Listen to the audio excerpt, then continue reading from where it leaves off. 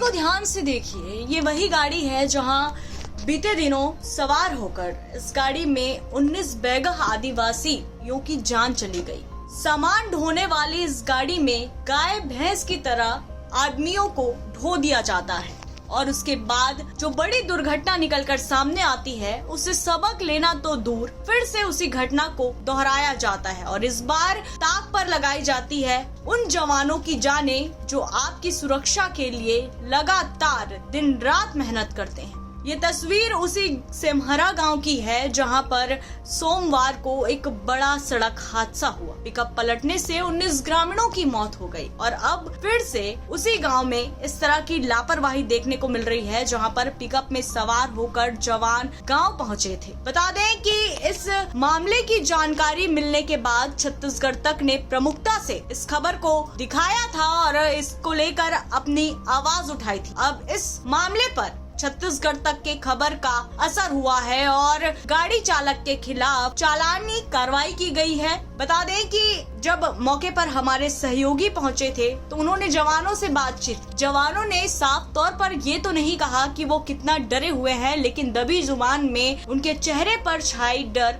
जरूर कैमरे में कैद हो गई। मामले को लेकर अब कार्रवाई कर दी गई है, खबर का असर हो गया है, लेकिन इससे पहले मौके पर पहुंचे हमारे सहयोगी वेदांत ने जवानों से बातचीत की। आइए आपको सुनाते हैं क्या कुछ कहते हैं जवान। ग्राम सेमरहा में मैं मौजूद हूं और ग्राम सेमरहा में जहां 19 लोगों की मौत हुई थी, नेताओं और बड़े अधिकारियों का आने का सिलसिला अभी जारी है। देख सकते हैं यहाँ पर अभी भी जिन पिकअप पर बात हो रही थी कि जो मजदूर हैं वो पिकअप से सवारी कर रहे थे और पिकअप में जो मालवाहक है, इस पर बड़ी बहस चल रही है। बड़े बड़े राजनेता, बड़े बड़े जो अधिकारी हैं इस बात को कह रहे हैं कि जो मजदूर हैं उन्हें पिकअप पर सवारी नहीं करनी चाहिए, क्योंकि पिकअप जो गाड़ी होती है वो गाड़ी होती है माल ढोने की, उसमें आदमियों को सवारी नहीं करनी चाहिए। तो यहाँ फोर्स है जो इसी गांव में, जिस गांव में 19 लोगों की मौत हुई है और ग्रामीणों पर आरोप लगाया जा रहा है कि वो पिकअप से सवारी कर रहे थे, इसलिए शायद उनकी मौत हो गई, इसलिए वो ये दुर्घटना हो गई।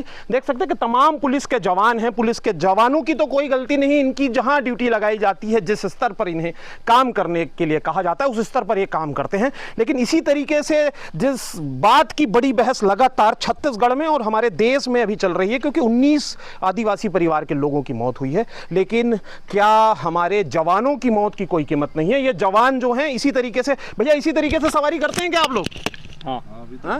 अभी इसी गाड़ी में आए हैं? कितने लोग आए हैं इसमें? 11 लोग आए हैं। 11 लोग आए हैं। 11 लोग। ये ग्राम सेमरिया में आपकी ड्यूटी लगाई गई थी, कितने बजे से आए हैं? ये हम लोग आ गए 12 बजे से आ गए। और हमेशा ऐसी गाड़ी में ही सवारी करते हैं? ऐसी 5 बजे यही गाड़ी भेजा जाता है ड्यूटी के लिए।